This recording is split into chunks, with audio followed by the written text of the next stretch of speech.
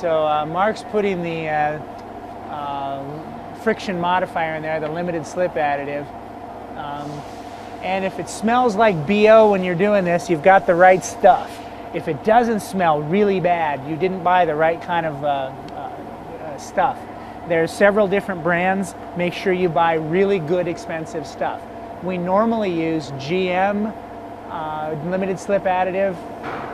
You can buy gear lube in quart jars at the parts store, and but we buy it in a 5-gallon bucket because it's more cost effective that way.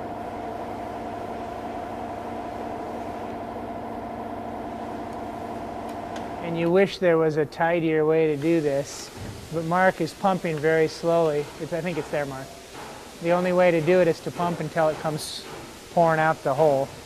And that's the hole you put the lube in is the level check. So he's pumping really slowly until it starts to drip out of the hole.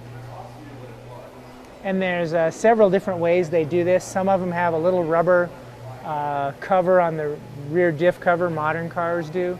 Old cars usually have this 9/16 sized square plug, or they have one you can stick your, a lot of Fords have one where you stick a 3/8 ratchet extension in and you can remove the plug that way.